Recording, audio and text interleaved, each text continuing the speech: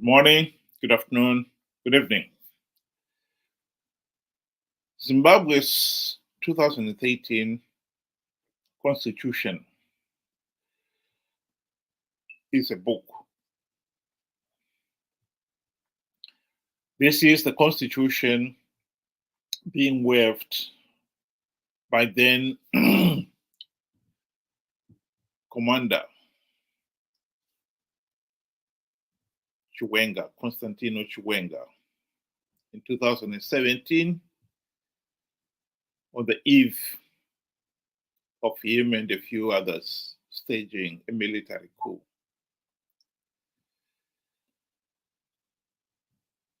The symbolism of it was laughable. He was waiving the constitution, claiming that the army was going to protect the constitution of Zimbabwe. And a few days later, they staged the military coup that saw Robert Mugabe being forced out of power. As much as I and many other Zimbabweans out there detested this Zanu PF dictatorship and Mugabe's hanging on to power for, at that time, 37 years and counting. Still, nonetheless, only the very naive believed that the military coup was constitutional. And yet, that is exactly what Justice George Chiwenga said soon after the coup, that it was justified, lawful, and constitutional. Of course, he never quoted the chapter and verse of the Constitution that said a military coup was justified, lawful, and constitutional. Our voluminous 2018 Constitution guarantees all the fundamental rights and freedoms of individuals, the rule of law, governance, democratic multi-party governance of the country, etc., etc. Except, of course, that it has failed to deliver on any or most of those promises. Zimbabwe last year had an election which Zanu PF blatantly rigged. Although, of course, Mnangagwa insists that the elections were free, fair, and credible. Although ZEC failed to deliver something even as basic and fundamental as a verified voters roll. Mnangagwa himself is on record boasting that the voters would be frogmarched with the Zanu PF chairperson in front, the voters in between, and the village head behind them to the polling station. The party would know how each one of them voted. And so the myth of your vote is your secret is just that, a myth.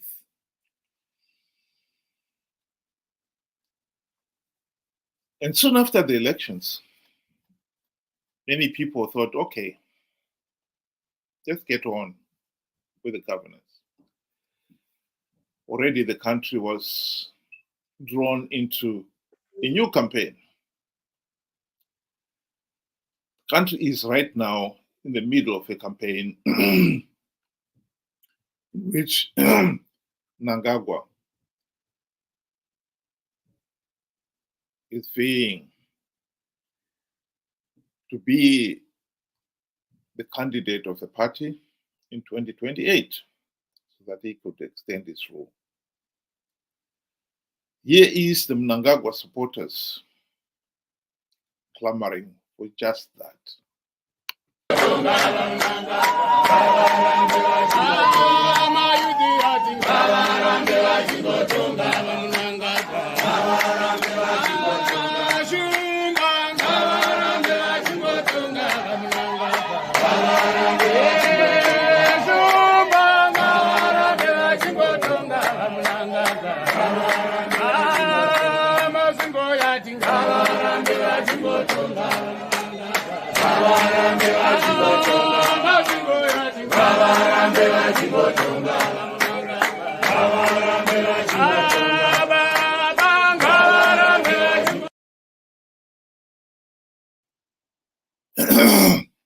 Of course, Mnangagwa himself is stubbornly maintaining that he honors the Constitution, and the Constitution says that he can stay as president for 2 terms and no more. I think what is ironic is that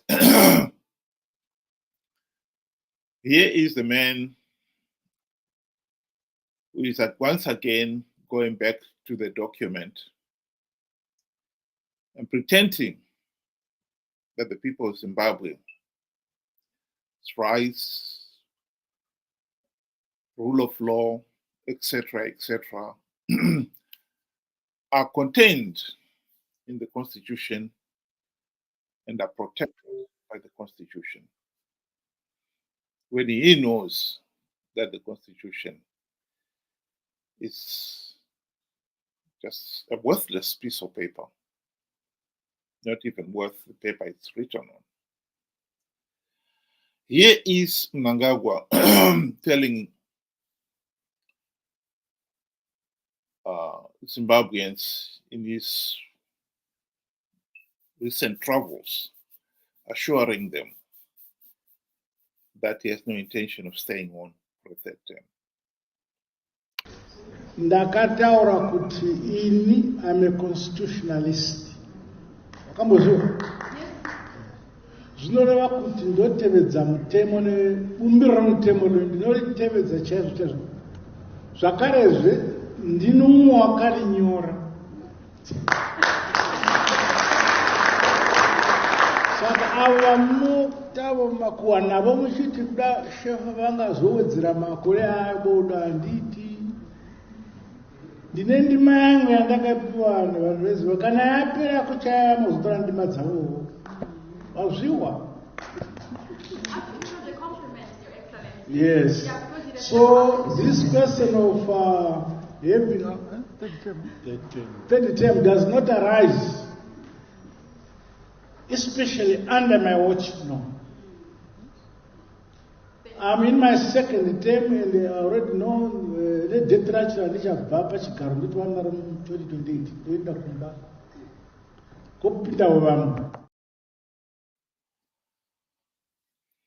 Yes, if it was a constitution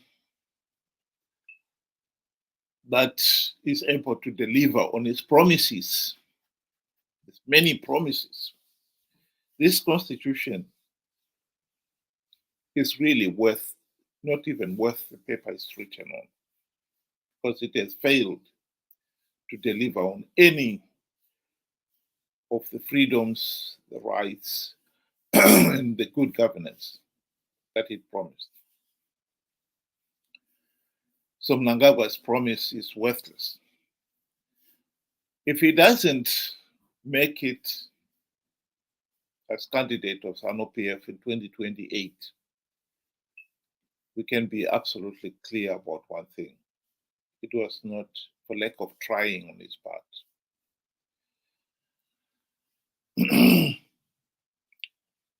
We would want, of course, to have credit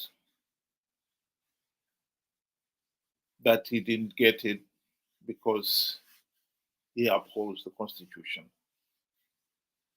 I repeat, the 2020-13 election has failed to deliver free, fair, and credible elections, to deliver the rights and freedoms of the individuals, because it is a worthless piece of paper. In fact, when the Constitution was finally approved in March 2018, it was none other than the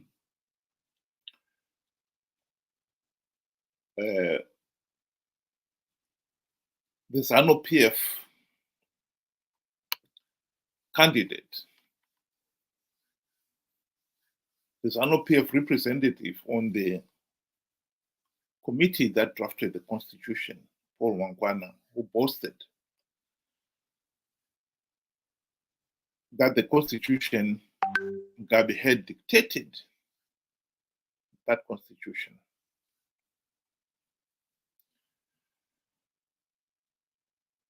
Others,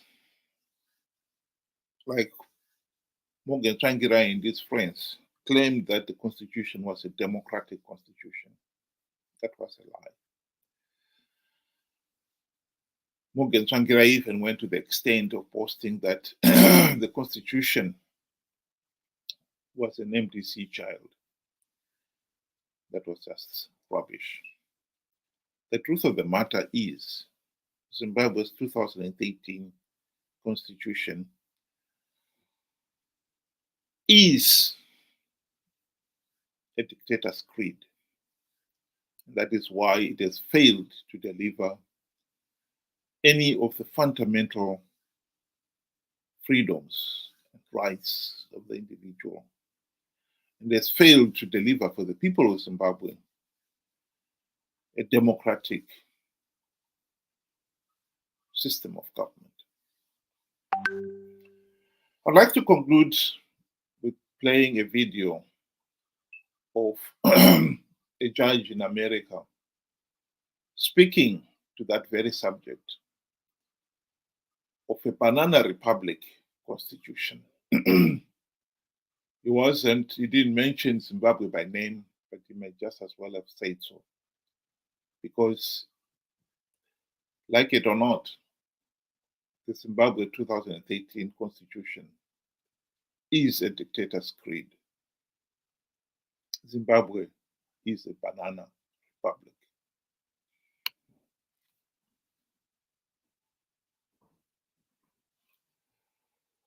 To be back in front of the Judiciary Committee where I started this pilgrimage. I am going to get even more fundamental than my good friend and colleague. Like him, I speak to students, especially law students, but also college students and even high school students, quite frequently about the Constitution, because I feel that we're not teaching it very well. I speak to law students from the best law schools, people presumably especially interested in the law, and I ask them, how many of you have read the Federalist Papers? And well, a lot of hands will go, no, not just number 48 and the big ones. How many of you have read the Federalist Papers cover to cover? Never more than about 5%. And that is very sad. I mean, especially if you're interested in the Constitution. Here's a document that says what the framers of it thought they were doing. It's such a profound exposition of political science that it is studied in political science courses in Europe. And yet we have raised a generation of Americans who are not familiar with it.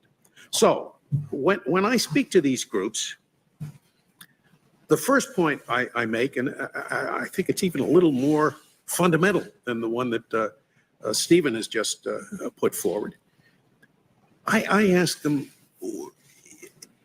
what do you think is the reason that America is such a free country? What is it in our Constitution that makes us what we are? And I guarantee you that the response I will get, and you will get this from almost any American, including the woman that he was talking to at the supermarket, the answer would be freedom of speech, freedom of the press, no unreasonable searches and seizures, no quartering of troops in hope, those marvelous provisions of the Bill of Rights. But then I tell them, if you think that a Bill of Rights is what sets us apart, you're crazy. Every banana republic in the world has a Bill of Rights. Every president for life has a Bill of Rights. The Bill of Rights of the former evil empire, the Union of Soviet Socialist Republics, was much better than ours. I mean it literally. It was much better. We guarantee freedom of speech and of the press, big deal. They guaranteed freedom of the speech, of the press, of street demonstrations and protests, and anyone who is caught trying to suppress criticism of the government will be called to account. Whoa, that is wonderful stuff. Of course, just words on paper. What our framers would have called a parchment guarantee. And the reason is that the real constitution of the Soviet Union, you think of the word constitution, it doesn't mean a bill, it means structure. Say a person has a sound constitution, has a sound structure. The real constitution of the Soviet Union, which is what our framers debated that whole summer in Philadelphia in 1787. They didn't talk about the Bill of Rights. That was an afterthought, wasn't it? That constitution of the Soviet Union did not prevent the centralization of power in one person or in one party. And when that happens, the game is over. The Bill of Rights is just what our framers would call a parchment guarantee. So the real key to the distinctiveness of America is the structure of our government. One part of it, of course, is the independence of the judiciary. But there's a lot more. There are very few countries in the world, for example, that have a bicameral legislature. Oh, England has a House of Lords for the time being, but the House of Lords has no substantial power. They can just make the Commons pass a bill a second time. France has a Senate, it's honorific. Italy has a Senate, it's honorific. Very few countries have two separate bodies in the legislature equally powerful. That's a lot of trouble, as you gentlemen doubtless know, to get the same language through two different bodies elected in a different fashion. Very few countries in the world have a separately elected chief executive. Sometimes I go to Europe to talk about separation of powers. And when I get there, I find that all I'm talking about is independence of the judiciary, because the Europeans don't even try to divide the two political powers, the two political branches, the legislature and the chief executive. In all of the parliamentary countries, the chief executive is the creature of the legislature. There's never any disagreement between them and the prime minister, as there is sometimes between you and the president. When there's a disagreement, they just kick him out. They have a no confidence vote, a new election, and they get a prime minister who agrees with the legislature. And, the Europeans look at the system and they say, well, it passes one house, it doesn't pass the other house. Sometimes the other house is in the control of a different party. It passes both. And then this president who has a veto power vetoes it. And they look at this and they say, it is gridlock. And I hear Americans saying this nowadays, and there's a lot of it going around. They talk about a dysfunctional government because there's disagreement, and the framers would have said, yes, that's exactly the way we set it up. We wanted this to be power contradicting power, because the main ill that beset us, as Hamilton said in the Federalist, when he talked about a separate Senate. He said, yes, it seems inconvenient, but inasmuch as the main ill that besets us is an excess of legislation, it won't be so bad. This is 1787. He didn't know what an excess of legislation was. So I'll stop right there. I think when you're talking of Zimbabwe, the truth of the matter is we are, like it or not, a banana republic.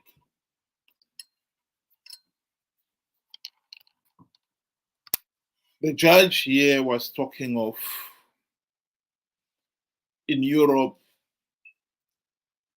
you have parliament and the prime minister, they can kick him out with vote of no confidence. The judiciary is the only independent body, really. In Zimbabwe, we do not even have an independent judiciary. The prime minister or the president, in our case, is so powerful that parliament itself is under his control. Cabinet should be a forum where there is open debate in Zimbabwe.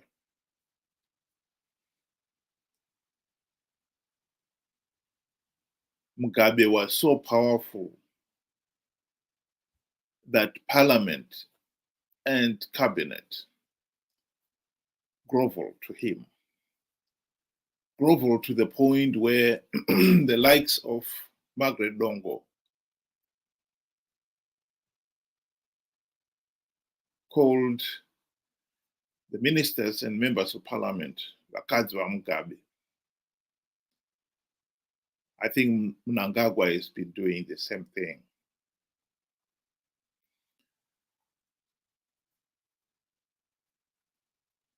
The opposition, the people of Zimbabwe, have risked life and limb and livelihoods to elect the opposition with the primary purpose that they will implement the democratic changes necessary to end the Zanu PF dictatorship.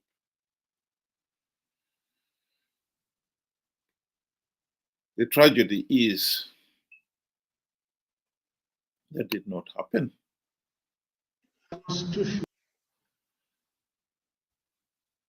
The regime bribed Morgan Tsvangirai and company so that they failed to implement even one token reform.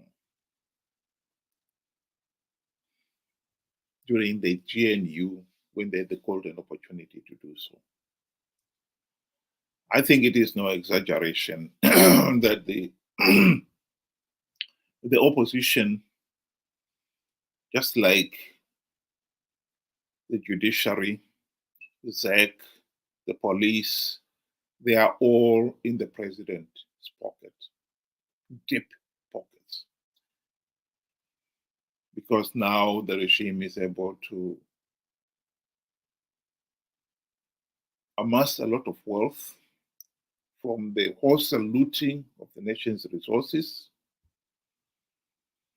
And that wealth is being used to bankroll the regime vote rigging machinery.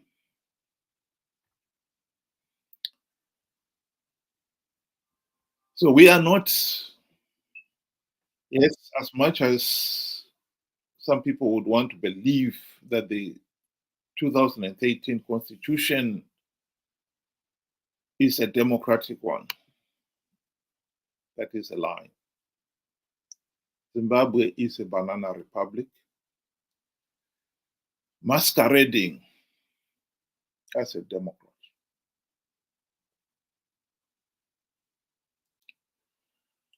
I would like to end this on a positive note. We do have a window of opportunity to dismantle the Zanu PF dictatorship. As much as Mnangagwa is saying he's not going to stand in 2028, frankly, it doesn't really make much difference to the people of Zimbabwe. Whether it's him or another Zanu PF thug, what we can be certain of is that Zanu PF will rig 2028 elections.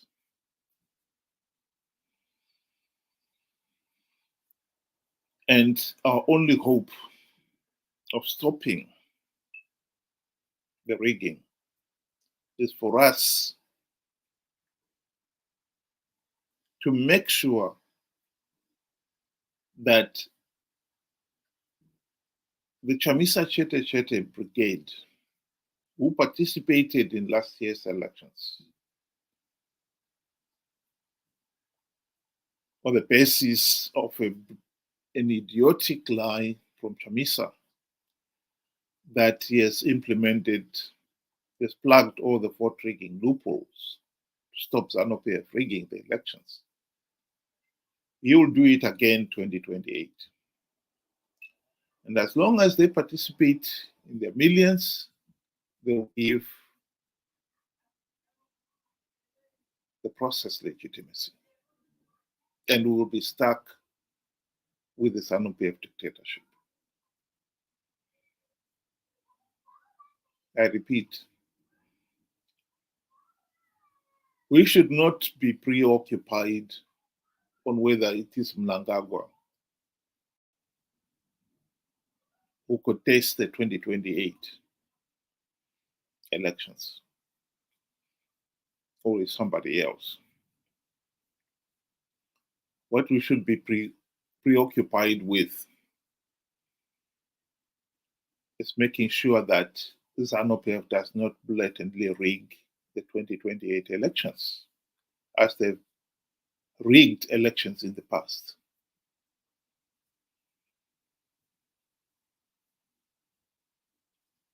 They will rig the elections. I think it is clear that Chamisa and company are not going to implement any meaningful reform between now and 2028. But what we can do is make sure that we do not participate and give the regime legitimacy. I firmly believe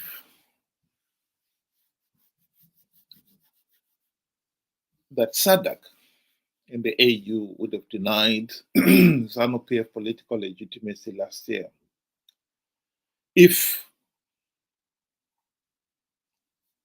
Zimbabweans had not participated in those flawed elections in their millions.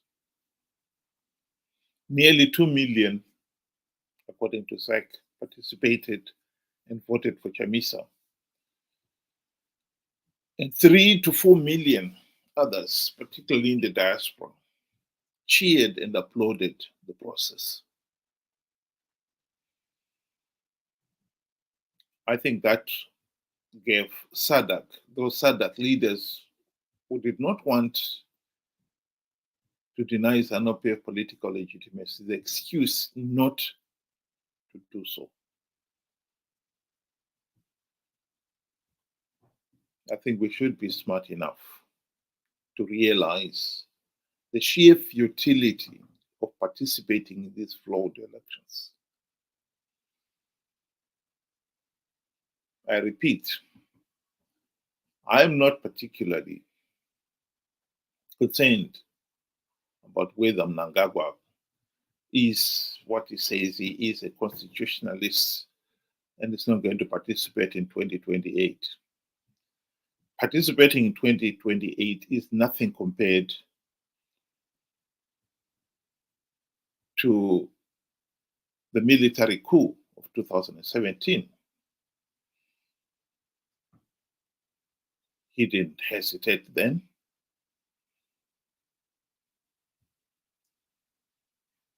Participating in 2028 is nothing compared to the blatant rigging of the elections he did in 2018 and again last year. We should not be distracted by the trivial issues. I think him violating the constitution of Zimbabwe to stand again or for another Zanu PF candidate to stand and rig the elections. To me, there's no difference.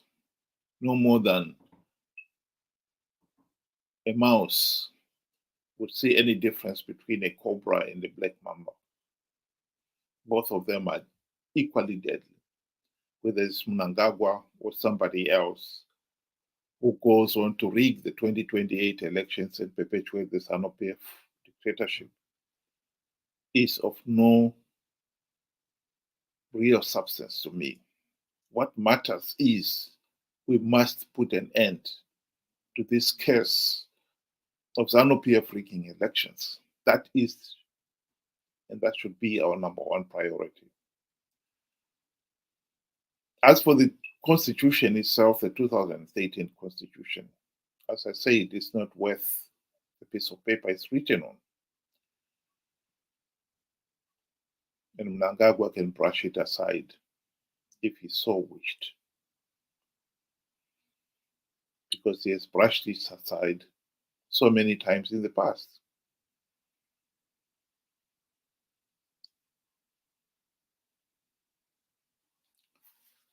Thank you very much.